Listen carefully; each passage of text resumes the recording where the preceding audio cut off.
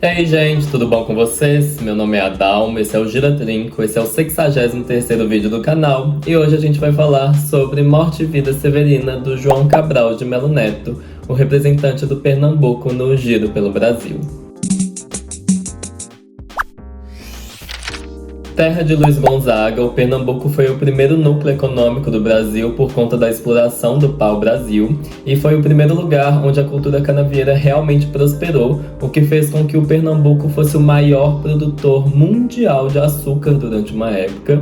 Mas a vida não é tão doce, a vida também é severina, como nos mostrou João Cabral de Melo Neto. Marcado pelo rigor estético, João Cabral de Melo Neto fez parte da terceira geração modernista, a geração de 45, junto com Guimarães Rosa e Clarice Lispector, o pós-guerra, né? Ele foi agraciado com vários prêmios, incluindo o Prêmio Camões, lá em Portugal, e ele foi cogitado, foi um forte nome para o Nobel de Literatura, mas ele não levou. E seu maior sucesso é o livro que eu trago hoje para vocês. Morte e Vida Severina foi originalmente publicada em 1955 e eu tenho essa edição aqui que é de 2007 da editora Alfaguara. Essa edição tem 4 volumes em um, na verdade, são 4 livros que estão aqui. E nessa parte do vídeo eu vou comentar os 2 primeiros livros, que eles são uma boa introdução para o que vai vir no que é de fato Morte e Vida Severina. O primeiro livro de todos é O Rio, e ele vai ter uma métrica variável, o que vai combinar muito com a ideia que é o poema em si, ele é um só poema que é o fluxo de um rio. E esse rio não é um rio qualquer, é o rio Capibaribe, que ele vai percorrer o interior do Pernambuco até chegar em Recife. Nisso ele vai mostrando mais ou menos, é do ponto de vista do rio, basicamente, e ele vai mostrando mais ou menos como que é a vida ali em volta desse rio, como essa vida vai estar muito afetada especialmente pela religião e pela miséria, e para ilustrar isso eu trouxe alguns versos do poema para vocês. Abre aspas. Entopada a igreja com o cemitério se completa. E depois falando das vilas, sempre um santo preside a decadência de cada uma delas. Essa ideia da morte como algo que envolve a vida local, tanto no interior como em populações marginalizadas, tanto em comunidades à margem, eu acredito que isso já foi tratado aqui no canal de alguma forma, eu diria que em 2 livros. O primeiro deles foi O Cozer das Pedras, o Roer dos Ossos, do Patrick Torres, que ele é lá do interior do Piauí. E o segundo foi O Céu para os Bastardos, da Lília Guerra, que vai falar de uma periferia de São Paulo. O único problema que eu tive com o Rio, no fim das contas, porque eu curti o poema, foi, na verdade, rimas iguais. Rimas do tipo rio com rio, gente com gente, vida com vida, pedra com pedra com pedra. Na mesma estrofe, assim, sem exagero. E eu acho que ficou demais, assim, dava pra ter variado o vocabulário, sabe? Pelo amor de Deus. E eu falo isso de um lugar que eu entendo que você pode explorar uma palavra só e realmente ver como que ela vai funcionar em vários pontos de vista diferentes. Mas eu já fiz um vídeo aqui no canal que tinha isso. Coincidentemente, o livro chama Dias de Pedra, da minha amiga Isabela Scalambrini. E era muito diferente, assim. Pra mim foi só exaustivo ficar vendo rimas iguais. Não era igual o exercício que é feito nesse livro aqui, por exemplo. Daí a gente vai pro segundo livro, que se chama Passagens com Figuras. E esse livro, ele tem muito menos ruídos, assim, graças a Deus. E eu super recomendo ler poesia em voz alta, gente. Eu acho que isso é muito diferente do que você lê na sua cabeça, assim, mentalmente, porque você entende a sonoridade muito melhor. Eu recomendo ler em voz alta também, em situações em que você está lendo um livro muito grande, que aquilo não está rendendo direito, e isso ajuda na leitura. Eu não sei exatamente porque, deve ter algum estudo sobre isso, mas pra mim faz muita diferença ler tipo um Ulisses da vida, A Montanha Mágica, sem parar e com esse fluxo da voz, assim. E aí, esse livro, ele é um livro de poemas soltos mesmo. O que eu mais gostei, coincidentemente, é o que mais se assemelha ao Morte e Vida Severina, que chama Vale do Capibaribe. E eu vou ler pra vocês ele nos spoilers, pra não alongar muito essa parte do vídeo também. E eu acredito que o Passagens, ele foi um livro que ele tem uma sonoridade maravilhosa, mas as referências são muito específicas, o que me fez ter muita dificuldade de conectar com esse livro. Porque o que acontece? O João Cabral de Melo Neto, ele era diplomata e ele ficou muito tempo na Espanha. Então esse livro, ele é uma mistura do Pernambuco com a Espanha e eram coisas muito muito longe da minha realidade mesmo. Eu acho que foi difícil entender o que ele tava falando várias vezes. E aí foi um livro que é ok. Eu não leria de novo de jeito nenhum. Então vamos para o que importa, vamos para os pontos-chave em que eu vou falar de Morte e Vida Severina propriamente. O Morte e Vida Severina, ele é muito parecido com o Rio, o primeiro livro que eu comentei, só que ele vai ter um ponto de vista diferente. Ele não vai ser o ponto de vista do Rio, ele vai ser o ponto de vista do Severino, que é uma pessoa que está saindo do interior do Pernambuco para chegar em Recife, acompanhando o caminho do rio, o trajeto, assim. E ele vai seguindo a margem e tem uma imagem muito bonita que é o rio, as vilas em volta do rio, na verdade, formando um rosário. Eu achei isso, nossa, belíssimo, assim, a ideia desse segmento, assim, formar um rosário propriamente, que é um símbolo muito religioso e, nossa, ficou perfeita essa imagem. E na quarta capa do livro, a gente vai ter o Arnaldo Jabor com uma frase aqui que eu não sei se eu concordo exatamente, mas vamos lá. Abre aspas.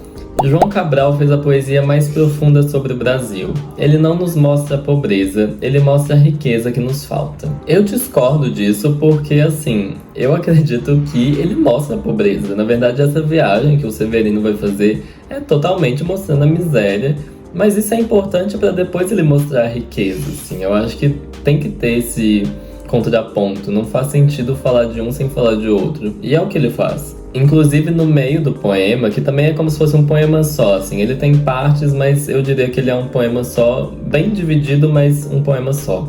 E tem uma parte dele, 2 versos que eu achei muito interessantes, porque eles parecem muito a ideia de yin e yang, que fala assim, a morte em vida e a vida em morte. E essa coisa de um surgir do outro e o outro surgir do um, eu acho que faz todo sentido com o que o livro tenta passar. E que é uma imagem muito bonita pra mim também. E aí, nessas partes, a gente vai ter muitos momentos no livro. Eu acho que é muito legal acompanhar esse caminho que ele segue e ver o que vai acontecendo nessa história. E é, assim, é muito bem escrito, gente. Eu achei fantástico, pra ser honesto. Achei que eu não ia gostar tanto e foi muito legal. E 3 dos momentos que eu mais gostei foi, ele caçando emprego em um dos lugares que ele para. Porque ele já tava meio descrente que a viagem ia dar em alguma coisa. E aí ele para, vai pedir emprego e uma mulher fica perguntando, tá, mas o que você sabe fazer? E tudo que ele falava, ela falava, gente, não dá, Mona, não dá. Assim, você não trabalha com terra aqui, não tem como você cuidar de nada. Você só sabe basicamente cuidar da terra, mas o negócio aqui é cuidar da morte. Quem tem emprego é quem vai trabalhar basicamente com cemitério, com medicina e com velório. E falando em velório, tem a parte que tem um velório em uma das vilas que ele passa que eu arrepiei, assim, de tão bom. Tem as despedidas das pessoas, é muito legal, gente. Esse livro é muito interessante, como ele pega momentos específicos e consegue trabalhar a linguagem ali. E o ritmo é muito bom, a cadência é perfeito, assim, ele tinha um rigor estético muito forte. E o terceiro momento eu diria que foi a conversa entre 2 coveiros, que não é na hora do velório, é depois. É muito legal eles falando sobre como um quer trabalhar num cemitério que o outro trabalha, e o outro quer trabalhar no cemitério que um trabalha. Eu adorei essa coisa também. Mas mais do que esses momentos, eu diria que o Morte e Vida Severina é sobre identidade, porque o Severino, ele tá fazendo esse trajeto buscando alguma coisa no Recife. Ele quer uma vida melhor no Recife e ele não quer morrer novo, ele quer tentar alongar a vida dele, ele quer tentar de alguma forma conseguir mais oportunidades. Só que o viés que o livro tem é mostrar o quão difícil, o quão não tão simples é você buscar no estrangeiro a resolução dos seus problemas. Acho que isso se assemelha muito a pessoas que saem do Brasil para morar fora, porque acho que a gente esquece que essas pessoas perdem muito do apoio que elas têm, muitas coisas familiares a elas, e também elas vão encarar desafios que são imprevisíveis, assim. Lá fora tem coisas que a gente simplesmente não conhece porque só vai conhecer quem vive lá. E toda essa conversa de identidade me lembra uma cena do filme Soul, da Disney, a animação, que é uma cena em que uma saxofonista convida o pianista, que é o personagem principal, pra fazer um show.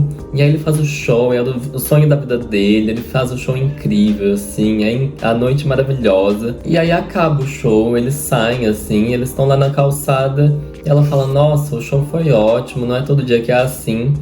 e amanhã tem mais. E aí nessa hora bate a noção pra ele de que era aquilo mesmo, que o que ele sonhava já tinha passado, e ele fica tipo, foi só isso? E ela imediatamente entende o que ele tá falando implicitamente. Ela conta uma história de um peixe. O peixe jovem, ele tá lá nadando e ele vira para um peixe mais velho e pergunta: ei, você sabe onde é o oceano? E o peixe mais velho vira e fala: uai, o oceano é aqui, você tá no oceano.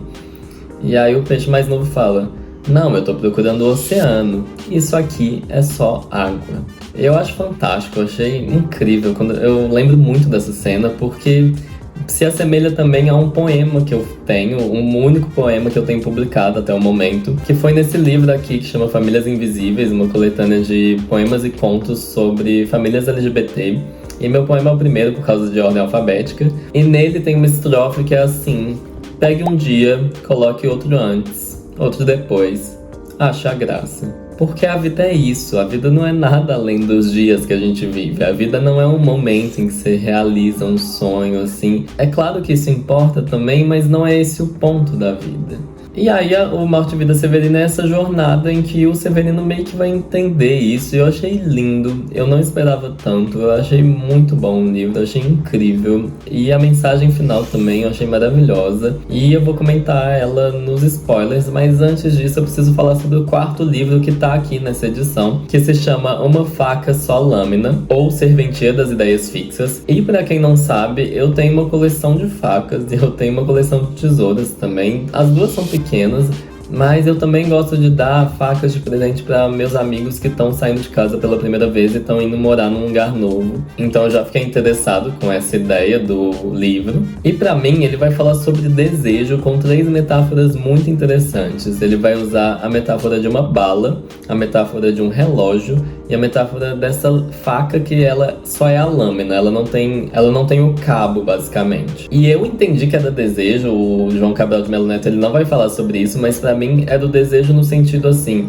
a bala é aquilo que te atinge e é uma bala que fica alojada em você e que ela vai pesar um lado do seu corpo, você vai ser mais denso ali onde ela tá e você sente que aquilo tá latejando e você foi atingido por aquilo. A metáfora do relógio seria basicamente uma coisa que tá te lembrando também que tá sempre ali. Você meio que sente o tempo passando e nunca para esse relógio. E a que eu mais gostei foi a metáfora da faca, que é só uma lâmina que tá dentro de você, te rasgando assim, mas ela não te mata. E você sabe que aquilo tá ali dentro e é essa angústia assim que te consome e que te lembra que você tá vivo. Pra ilustrar melhor essas metáforas, eu vou ler pra vocês 3 estrofes do poema. Abre aspas. Essa bala que um homem leva às vezes na carne faz menos rarefeito todo aquele que aguarde. O que um relógio implica por indócil inseto encerrado no corpo faz este mais desperto. E se é faca a metáfora do que leva no músculo, facas dentro de um homem dão-lhe maior impulso. Acho que com isso dá pra ver a poesia do João Cabral. Eu acho que a poesia tava faltando aqui no Giro pelo Brasil também. Eu trouxe só romances até agora, mas somos uma nação de poetas também, grandes poetas. Algumas pessoas falam que o João Cabral de Melo Neto foi o maior poeta que o Brasil já teve. Isso é muito discutível, mas ele realmente, eu achei que eu não ia gostar. Mas eu gostei. E eu honestamente também recomendo. E esse é o vídeo de hoje, pra quem não quiser spoilers. Pra quem for ficar até aqui, muito obrigado por ter assistido. Eu te peço que comente, curta, se inscreva no canal. Eu acredito que em algum momento, em breve, eu vou conseguir monetizar isso aqui. E é isso, gente. Muito obrigado. E vamos pros spoilers, quem for continuar comigo. Eu prometi ler um poema pra vocês lá atrás no vídeo. Eu vou ler então. Abre aspas, Vale do Capibaribe. Vale do Capibaribe, por Santa Cruz, Toritama, cena para cronicões, para épicas castelãs. Mas é paisagem em que nada ocorreu em nenhum século, nem mesmo águas ocorrem na língua dos rios secos. Nada aconteceu embora a pedra pareça extinta e os ombros de monumento finjam história e ruína. De que seriam ruína, de que já foram paredes, do forno em que o deus da seca acendia a sua sede. E também nada acontece, raro pobre romanceiro, da cruz na estrada, mais raro, o crime não rotineiro, com acentos de gesta ou as façanhas cangaceiras, que o vale possa ecoar, e seja cantado em feira, no mentido alicerce de morta civilização. A luta que sempre ocorre não é tema de canção, é a luta contra o deserto, luta em que sangue não corre, em que o vencedor não mata, mas aos vencidos absorve. É uma luta contra a terra e sua boca sem saliva, seus intestinos de pedra, sua vocação de caliça.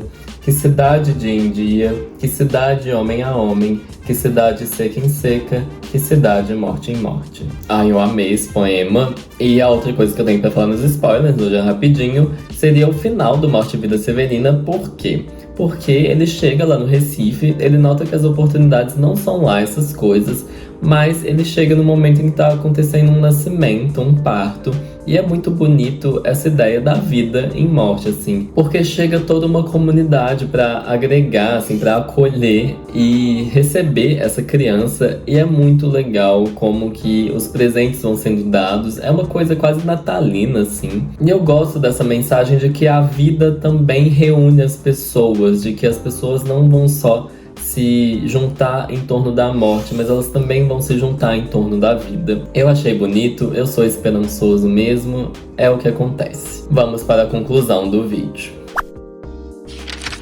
Morte e Vida Severina foi, pra mim, uma linda homenagem ao Pernambuco do João Cabral de Melo Neto. E é isso, gente. Muito obrigado por terem ficado até aqui. Um abraço e um beijo pra vocês e até a próxima.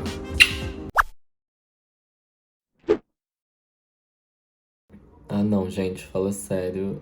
Eu tô me maquiando pela quinta vez e. Ah, já melhorou muito, né? Tipo. Nem vou colocar em preto e branco os bastidores.